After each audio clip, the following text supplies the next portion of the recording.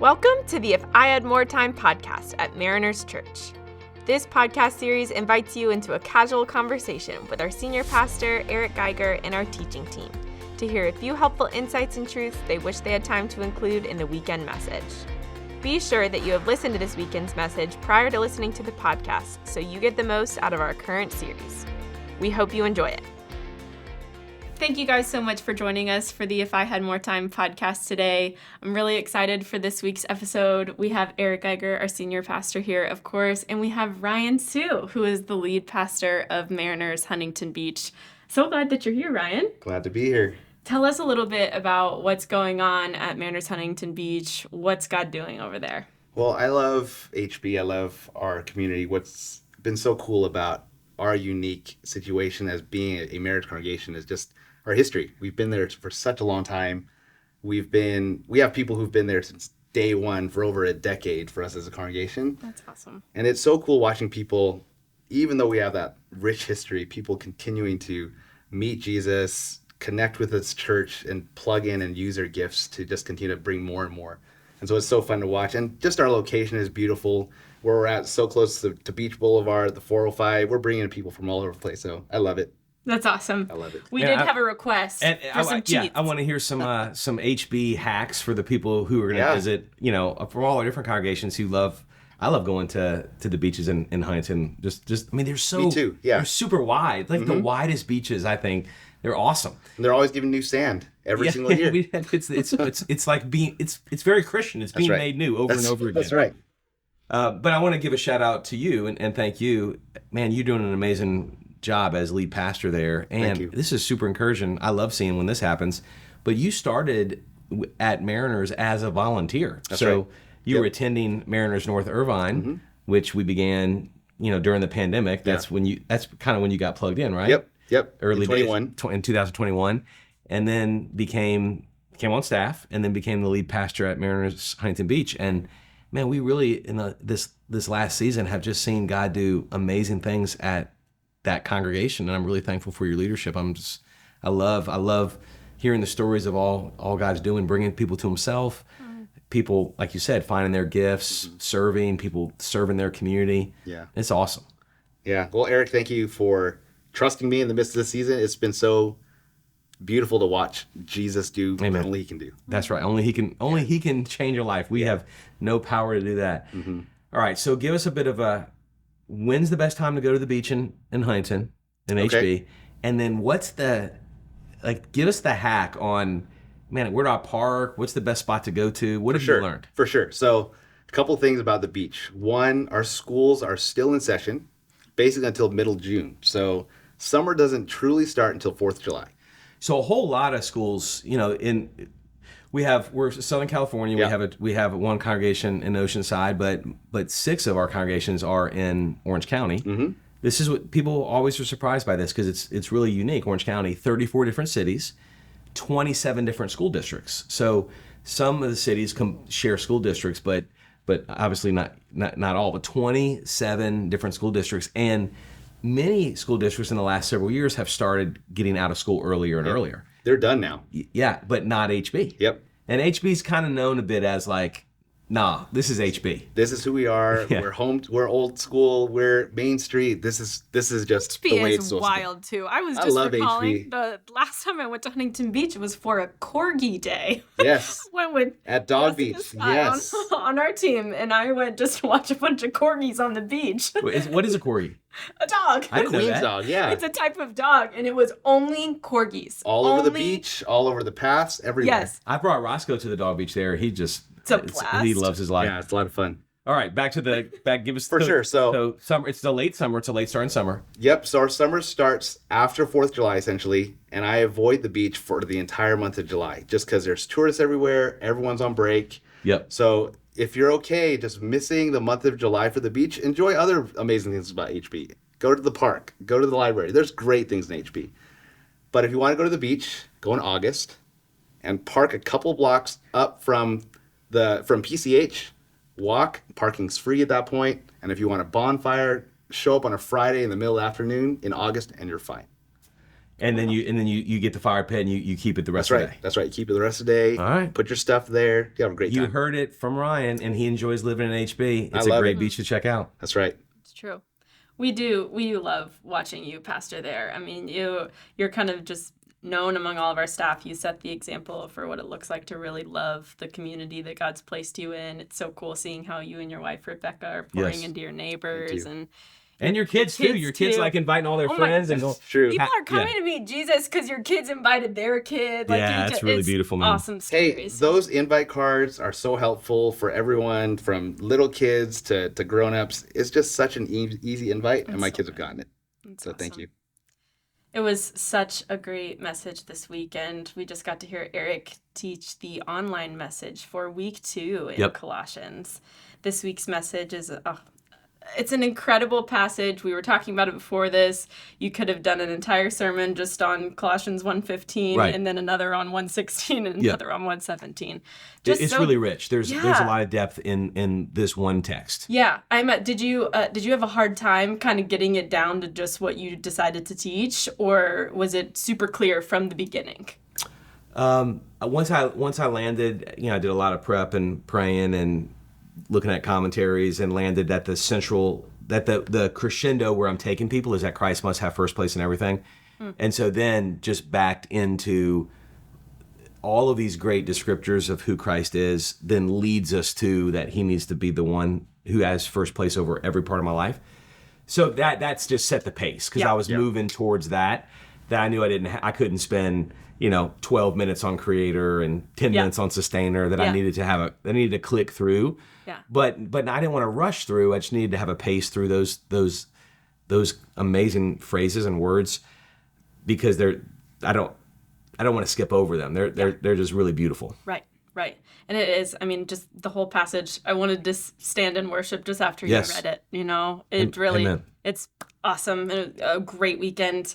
You talked about the illustration that C.S. Lewis uses on first order things and second order things. And something specifically that caught my attention was you talked about when we treat the second order things, the parts of our lives that are great things, Right. relationships, our job, development, all of those big rocks that you were placing in there. You talked about how when we treat those as first order things, that can actually ruin them. Yes. Because they were never meant to be there. Yeah.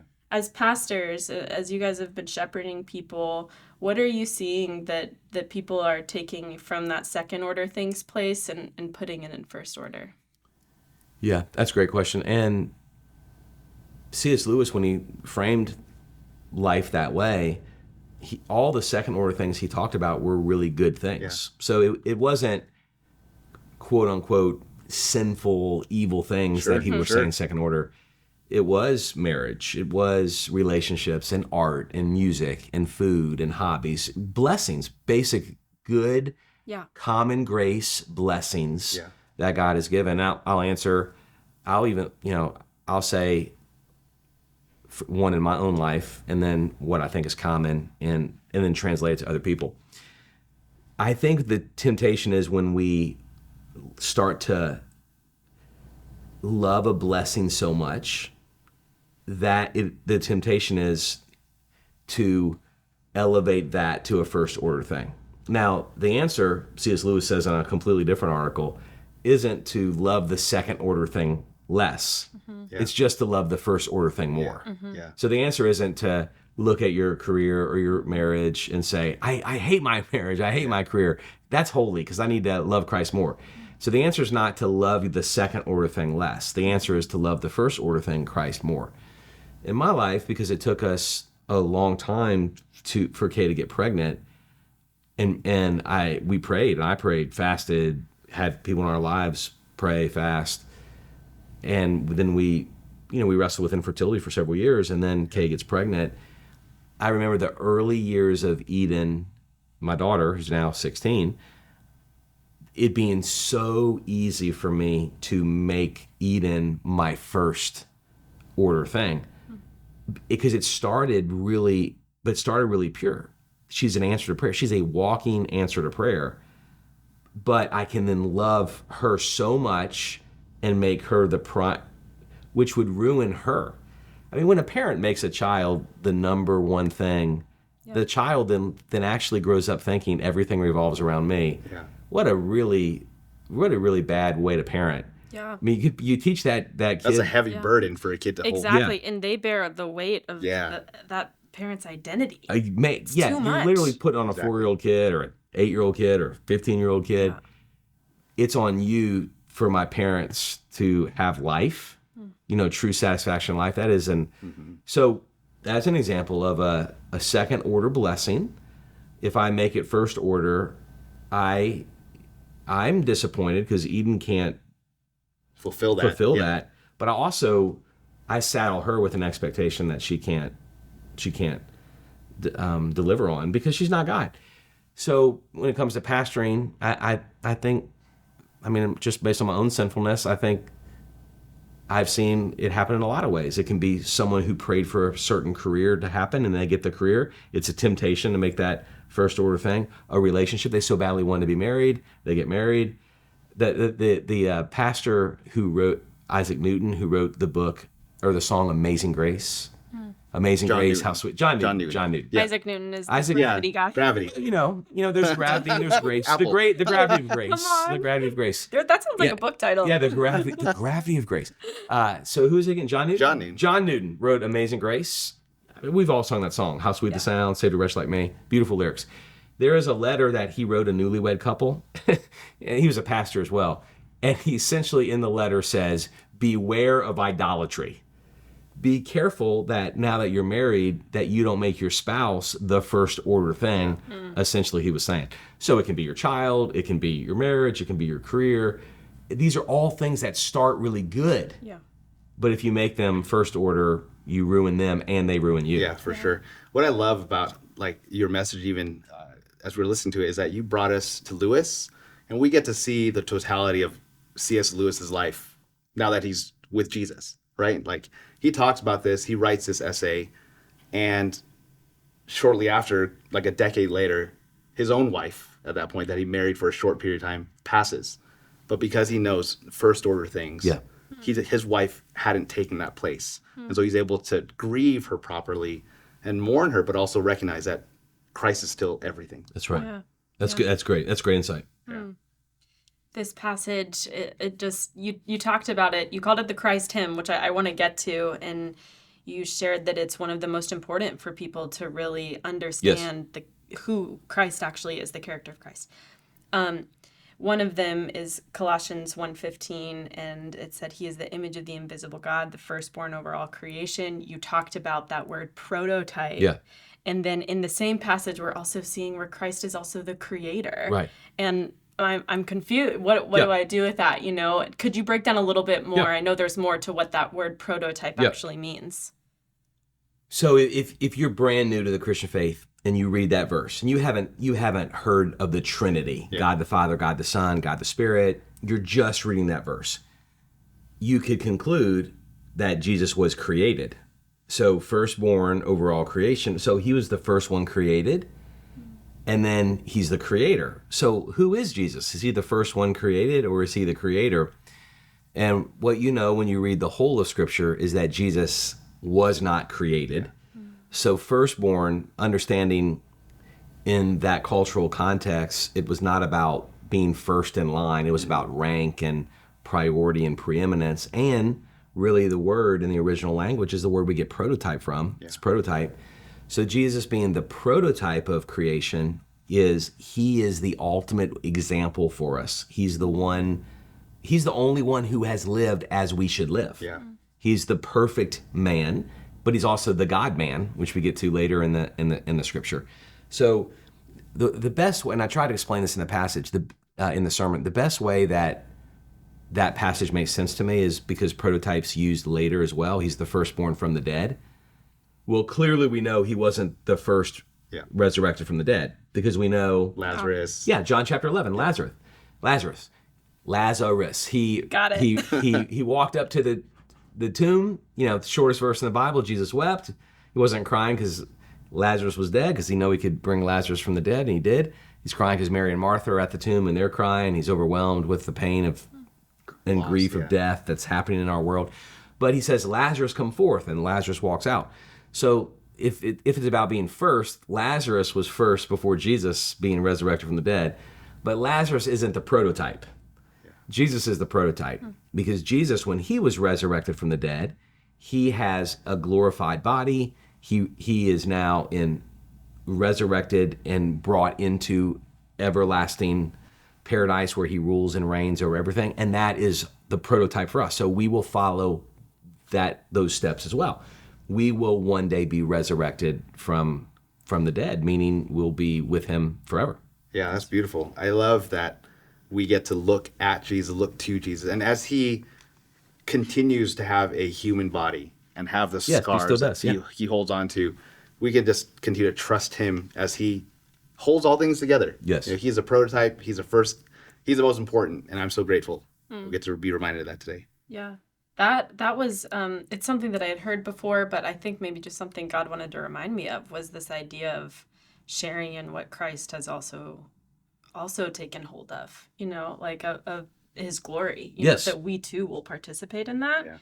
Yeah. It's hard. I feel like if it wasn't in the scripture, I would hesitate to say it. Yeah, I don't deserve that. It's like, it's That's so his. big. Yeah. But in the end of the story in Revelation, we are a kingdom of priests and we reign with him. It's mind-blowing. So we have responsibility in the everlasting state and in paradise, and we reign alongside Jesus. Now, we're not Jesus. He's the ultimate one, but he brings us into everlasting glory, and then we share in his glory. That's beautiful. Yeah. Oh, this text is so good. You drew a really important distinction this weekend that I think it's a really ever so slight distinction, this whole Christ in instead of Christ and whether it being a part of your life and actually being your whole life. Right. That was probably new and a challenging for a lot of people, I thought about how often people will talk about or will ask for prayer. I really want to work on my faith, and it's like this thing that they're just like chipping away at in their life, as opposed this to one component of their life. is really, really interesting. And again, it's just helpful, it's not meant to condemn us for thinking that way at some point, but it's a very freeing concept. You said clarifying. I think it's clarifying Liberating. and really freeing. Yeah. I remember, so if someone's not thought about this till now, don't feel at all guilty. This is part of your growing. I remember the first time I started thinking this way, I'm already a pastor when I started thinking this way. So, I had been a Christian for a while. I read that quote, Christ in is better than Christ and I thought, so good. I think I sometimes still live Christ and. So I want Jesus to be a bigger part of my life, but I don't know if always I viewed my career as Christ in my career. I viewed, I spend time with Jesus in the morning and then I go do my career, or I spend time with Jesus and then I go do my hobbies, as opposed to Christ being in all of my life. Now, I think if someone had said, hey, which one is it, Christ in or Christ and? I think I probably would have said it's Christ in, but I know there's times in my life where I for sure have lived like, I have faith. It's even the most important part of my life. Yeah. But I didn't view Christ as having influence or giving me joy in all parts of my life. Yeah, I even found the imagery of that rock. How big can you make Christ in the Christ and perspective, where he then crushes you because you feel like, I just need to get him bigger and bigger and bigger. But when you just realize Christ in everything, you just cling to him, I do think that crushes you. That's a good point, because so if you're just trying to get the rock bigger and bigger, exactly, then you feel guilty going to work. Exactly. You spend your time just reading your Bible for 24 hours. Right. Like my quiet time was only 4 hours today. Yeah. Dang, tomorrow it needs to be 5 hours. He's probably mad at me for what I'm doing in my sales job or in coaching Little League soccer. Should I be coaching Little League soccer? Should I be doing that with my family? You should totally be doing that with your family. Yes. And Christ is first place in that. And Christ is first place in your work. Exactly. And I get to experience the joy of that every single day, where whether I'm volunteering in my kids' school or reading a bedtime story to my kids, or I'm pastoring the church, I get to see Christ in all of it. Yes. And he has first importance. And there's such freedom and joy where I get to just give it all to him and say, thank you that I get to just enjoy what you've given me because I hold on to you most. Yeah. And if you viewed life as Christ and those other parts of your life, you wouldn't sense his joy in those things. You feel guilty. Yeah. You feel shame. You feel like, I don't even know if I'm supposed to be doing these things. Yeah. When you added the tape to the bucket that said Christ, it totally shifted our mindset in the room, because I was kind of like with the Covey illustration at first, I was like, oh yeah. It's a very compelling illustration. I kind of wish you put a sound effect on top of that to give it extra. Right. But that, when you put the tape on there and you actually showed that the bucket is to represent that Christ actually is life itself, and he is our entire life. He's the container, right?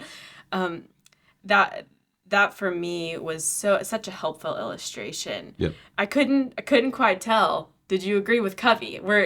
That's a good question. I'm glad you're asking. And wow, we're gonna go there. We are.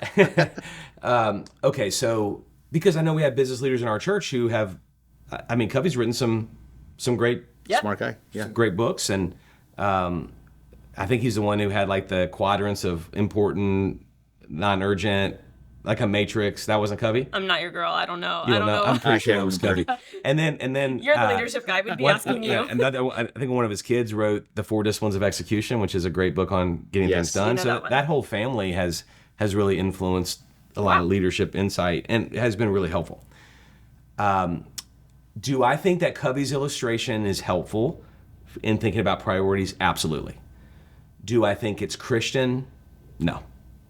And so, am I trying to preach against his illustration? I still think it's a helpful thought. Like, hey, sure. I should put the most important things in first. I would agree with that. Yeah, this is wisdom. But truly, a Christian viewpoint is not that Christ is a rock you put in, but that Christ is your whole life. Yeah. So I think there's helpful things that business leaders and authors give us, and I don't want to demean those things, but I want to always filter them through a Christian perspective. I think if I was trying to baptize Covey's illustration even further, and fully redeem it, I think I would say, hey, now that Christ is your life, you still have to decide what goes in. Yeah. And put in the most important things before we put the small pebbles in. Yes. Yeah. So I still affirm that wisdom of his illustration. Yeah. The only thing that's a bit different, but it's a big thing. It's the only thing, but it's a big thing, is that Christ is not one of the rocks. Yeah. He's the totality of your life. That's right. Yeah. That's right. Yeah. Verse 18 of this chapter is stunning, on Christ as the head of the church. Yes. And those of us that serve in the church, that are really plugged in and call specifically Mariners Church our home, how you taught on that passage was really meaningful and caused me to do a lot of reflection as a pastor. Yeah. I'd love to hear from you too. I'd love for you to be able to share how that truth, that Christ is the head of the church, how does that impact you and how you do ministry and how you even think about your own role as a pastor? I don't think I could sleep if I didn't believe that verse. If I lived with the burden of thinking it's on me to hold and sustain the church, oh my goodness, I don't think I could. I don't think I would be the one. That could crush you. That would even just articulating that just now. Oh. I am so grateful that he's the one who builds his church. He's the one who sustains the church. Yep. And I'm merely a shepherd and a steward, and I'm not the owner. Yeah. There's another verse in Acts chapter 20 where Paul tells leaders of the church to watch over the flock. Yeah. So we still have a shepherding, a watching over, but he says, watch over the flock that Christ purchased with his own blood. Mm-hmm. So Christ bought the church. I didn't buy the church. Christ bought the people with his own blood. It's his church. It is not my church. I'm just a short-term steward, servant of the church. So it's liberating. It's also really thrilling because that means I'm a part of something that is going to win. That's right. Like what I love about this is every well, I mean, this is true. Every organization eventually goes away. I mean, the organizational theorists chart them out on charts, and the job of a leader is to start a new S-curve, because every organization it ends up falling apart unless you start a new vision and constantly have a new S-curve, is what they say, is all the leadership books say. And I think that's true for a human organization. But we're not talking about a human organization. We're talking about the body of Jesus, the bride of Jesus, the family of Jesus.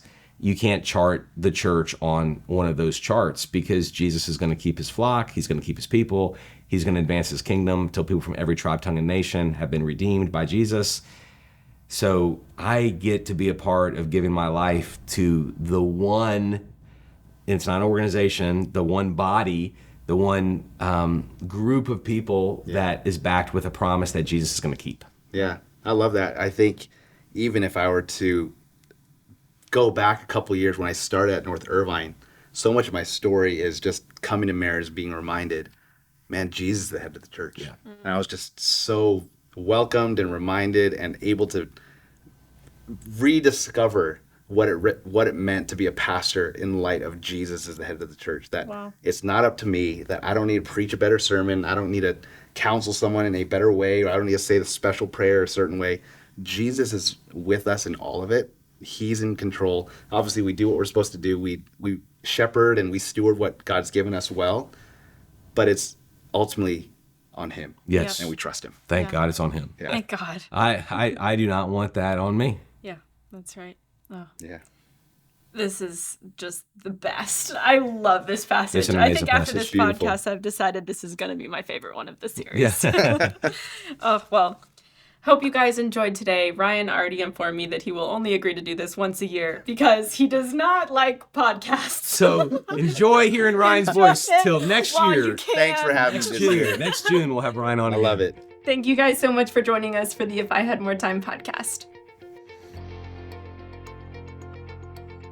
Thanks for joining us today on the If I Had More Time podcast hosted by Mariners Church. We hope to see you next weekend at any of our congregations across Southern California or online. To view our service times at each congregation, be sure to check out our website at marinerschurch.org.